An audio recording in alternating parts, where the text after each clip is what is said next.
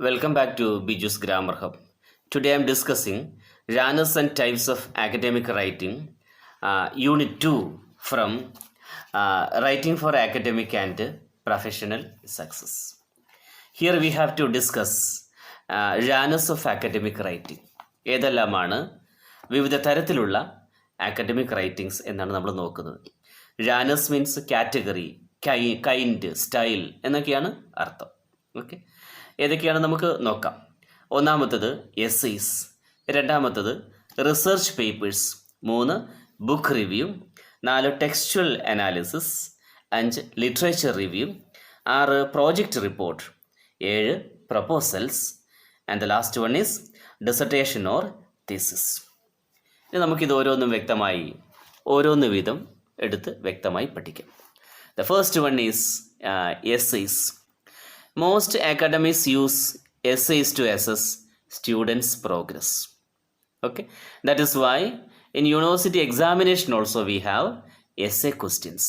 Okay, that is to assess students' progress. Normally, a 5-paragraph essay is considered as the simplest format of an essay.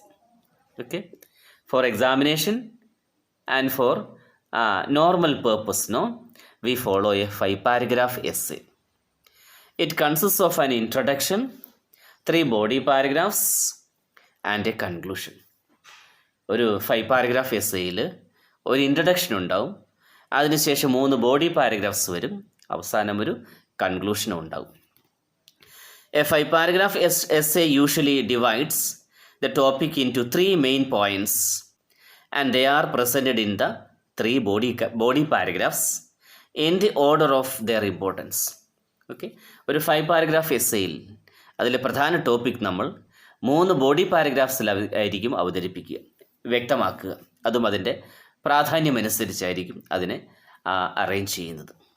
Okay, ഇത്തരത്തിലുള്ള 5-paragraph essays okay relatively ഷോർട്ടറാണ്. അതുകൊണ്ട് തന്നെ ബിഗിനേഴ്സിന് 5-paragraph essay തയ്യാറാക്കി പഠിക്കുക എന്നത് എളുപ്പമുള്ള കാര്യമായിരിക്കും. Okay, ഇനി നോക്കാം. Next academic writing is research paper. A research paper is usually longer than an essay. ഒരു എസ്സേയേക്കാൾ അല്പം കൂടി ദൈർഘ്യമുള്ളതാണ് ഒരു research paper. Because it provides A detailed information on A topic through different sections like literature review, methodology, discussion and conclusion. Okay, ഒരു ടോപ്പിക്കിനെ കുറിച്ചുള്ള വളരെ വിശദമായിട്ടുള്ളൊരു ഇൻഫർമേഷനാണ് നമുക്കൊരു research പേപ്പറിൽ നമുക്ക് ലഭിക്കുന്നത്. Research papers R written strictly following certain styles of presenting sources.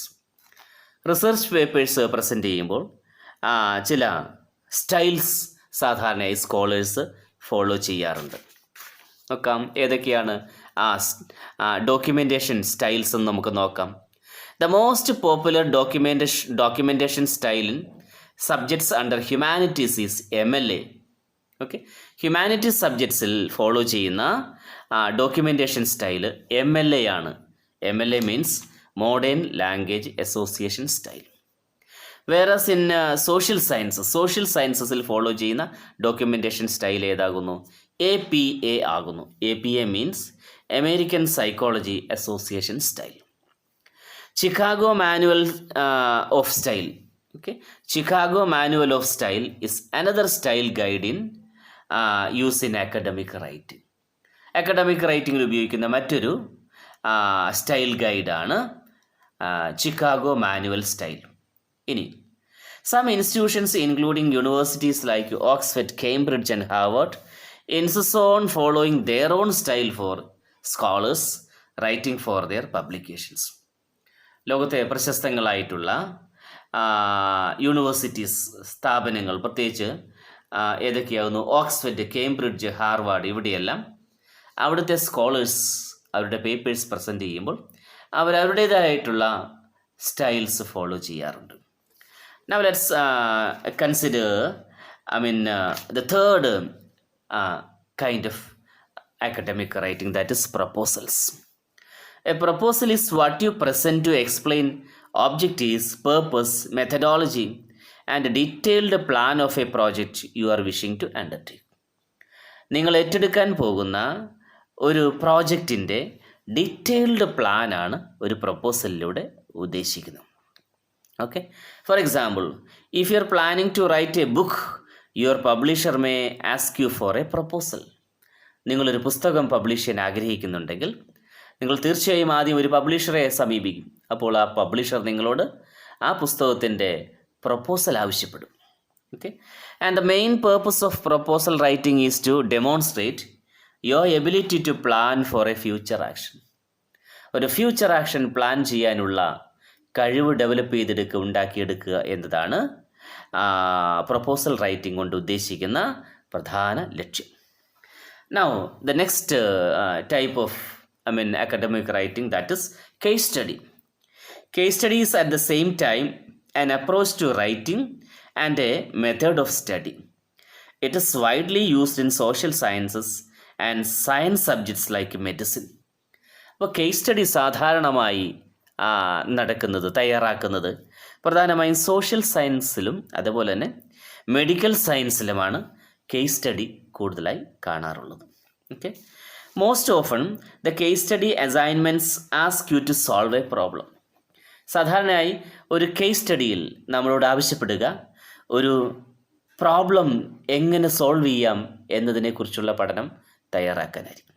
സ്വാഭാവികമായിട്ടും ഒരു problem ഉണ്ടാവും, ആ പ്രോബ്ലത്തെക്കുറിച്ച് പഠിക്കുകയും അതെങ്ങനെ സോൾവ് ചെയ്യാം, ഓക്കെ, അതിൻ്റെ കാരണങ്ങൾ എന്തൊക്കെ എന്നൊക്കെ പഠിക്കാനായിരിക്കും നമ്മളെ സാധാരണയായി ഒരു കേസ് സ്റ്റഡിയിൽ നമ്മളെ ഏൽപ്പിക്കുക. The word case in case study refers to an individual situation or problem. Okay, the individual situation may be an issue involving an individual or an organization. Okay, the individual situation may be an issue involving an individual or an organization. Okay, ഒരു വ്യക്തിയെ സംബന്ധിച്ചായിരിക്കാം, അല്ലെങ്കിൽ ഒരു ഓർഗനൈസേഷനുമായി ബന്ധപ്പെട്ടിട്ടുള്ള issues ആയിരിക്കും സാധാരണയായി ഒരു case സ്റ്റഡിയിൽ വരാറുള്ളത്. Okay, case സ്റ്റഡിക്ക് സാധാരണയായി പ്രിസ്ക്രൈബ്ഡ് ഫോർമാറ്റ് ഒന്നുമില്ല, എങ്കിലും സാധാരണയായി കേസ് സ്റ്റഡിക്ക് ഫോളോ ചെയ്യുന്ന ഒരു സ്റ്റൈല്, ഓക്കെ, ഒരു ഫോർമാറ്റ് എന്ന് പറയുന്നത് ഇനി ഞാൻ പറയുന്നത് പോലെയാണ്. ഓക്കെ, ഒന്നാമതായി ഒരു ഇൻട്രൊഡക്ഷൻ ഉണ്ടാകും, രണ്ടാമതായി objectives or aims of the study present ചെയ്യും, മൂന്നാമതായി ബാക്ക്ഗ്രൗണ്ട് ഓർ ഹിസ്റ്ററി പ്രസൻറ്റ് ചെയ്യും, പിന്നെ മെത്തഡോളജിയാണ്, അടുത്തത് റിവ്യൂ ഓഫ് ലിറ്ററേച്ചർ, അടുത്തത് റിസൾട്ട്സ്, അടുത്ത ഡിസ്കഷൻസ്, പിന്നെ റെക്കമെൻഡേഷൻസ്, അവസാനം ഒരു കൺക്ലൂഷൻ. ഇത്രയും എലമെൻറ്റ്സ് ചേർന്നതായിരിക്കും ഭാഗങ്ങൾ ഉണ്ടായിരിക്കും സ്വാഭാവികമായിട്ടും ഒരു കേസ് സ്റ്റഡിയിൽ. അടുത്തത് review of literature. Literature review is an important component in a research paper.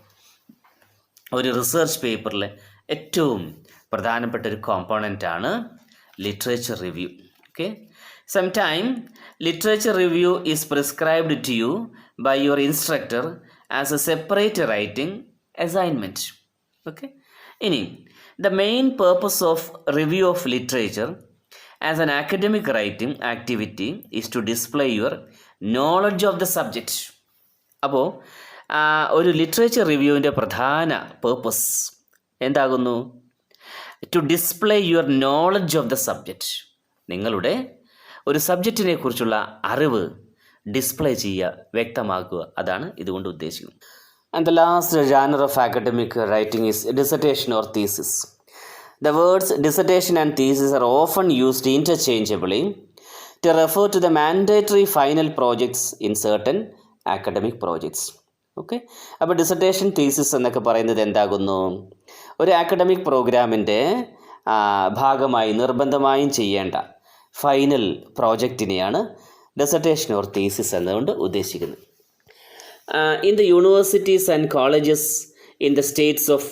in the United States, a thesis is the final project of master's degree. അമേരിക്കയിലാണെങ്കിൽ മാസ്റ്റേഴ്സ് ഡിഗ്രി, ഒരു post ഗ്രാജുവേഷന്, okay, ഒരു master's ഡിഗ്രിയുടെ ഭാഗമായി അവസാനം ചെയ്യുന്ന ഒരു പ്രോജക്റ്റാണ് ഒരു തീസിസ് എന്ന് വിളിക്കപ്പെടുന്നത്. And a dissertation is submitted for a doctoral degree.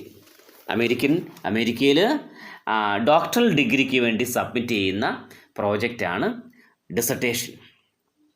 Whereas in the United Kingdom, a thesis is submitted for a doctoral degree. ബ്രിട്ടനിൽ UK-യിൽ തീസിസ് എന്നത് ഡോക്ടറൽ ഡിഗ്രിക്ക് വേണ്ടി സബ്മിറ്റ് ചെയ്യുന്ന പ്രോജക്റ്റ് വർക്കാകുന്നു. And a dissertation for a master's project, ഒരു master's degree post ഗ്രാജുവേഷൻ്റെ ഭാഗമായി അവസാനം നിർബന്ധമായും സബ്മിറ്റ് ചെയ്യേണ്ട വർക്കാണ് ഡിസർട്ടേഷൻ എന്നതുകൊണ്ട് UK-യിൽ ഉദ്ദേശിക്കുന്നത്. നമ്മുടെ ഇന്ത്യയിലും ഇത് തന്നെയാണ് ഫോളോ ചെയ്യുന്നത്. നമ്മൾ പോസ്റ്റ് ഗ്രാജുവേഷൻ മാസ്റ്റേഴ്സ് പ്രോജക്റ്റിന് നമ്മൾ എന്ത് ഉപയോഗിക്കും? ഡിസർട്ടേഷനും അതുപോലെ തന്നെ ഡോക്ടറൽ ഡിഗ്രിക്ക് നമ്മൾ കൊടുക്കുന്ന പ്രോജക്റ്റാണ് എന്ത്? തീസിസ്. അപ്പോൾ ഇതെല്ലാമാണ് different types of or genres of academic writing. ഇവ ഓരോന്നും എന്തിനു വേണ്ടിയുള്ളതാണ്? ഇത്തരത്തിലുള്ള രചനകളൊക്കെ നമ്മളുടെ രചനാശൈലിയെ നമ്മുടെ കഴിവുകളെ വർദ്ധിപ്പിക്കാനുള്ളതാണ്. നമ്മളുടെ ബുദ്ധിയെ വളർത്താനും നമ്മളുടെ അറിവ് വേണ്ട വിധത്തിൽ പ്രസൻറ്റ് ചെയ്യാനുമുള്ള കഴിവ് വളർത്തിയെടുക്കാൻ വേണ്ടിയിട്ടാണ് ഇത്തരം ആക്കഡമിക് റൈറ്റിങ്സ് നമ്മൾ പ്രാക്ടീസ് ചെയ്യേണ്ടതായിട്ടുള്ളത്. നിർബന്ധമായും ഇതൊക്കെ വിദ്യാർത്ഥികളായിട്ടുള്ള എല്ലാവരും എന്ത് ചെയ്യണം? ഇത്തരം വർക്ക്സ് ആക്കഡമിക് റൈറ്റിങ്സ് എന്ത് ചെയ്യണം? എഴുതി ശീലിക്കേണ്ടതാണ്. അപ്പോൾ നമുക്ക് ഇത്തരം റൈറ്റിങ്സിലുള്ള കഴിവ് നമുക്ക് കൂടുതലായിട്ടുണ്ടാകും. കൂടാതെ നമ്മളുടെ എല്ലാ വിധത്തിലുമുള്ള അറിവ് നമുക്ക് പ്രസൻറ്റ് ചെയ്യാനുള്ളൊരു കഴിവ് നമുക്ക് ലഭിക്കുന്നതായിരിക്കും. അപ്പോൾ ഈ ക്ലാസ് നിങ്ങൾക്ക് ഇഷ്ടപ്പെടുകയാണെങ്കിൽ തീർച്ചയായും ലൈക്ക് ചെയ്യണം, ഷെയർ ചെയ്യണം, സബ്സ്ക്രൈബ് ചെയ്യണം.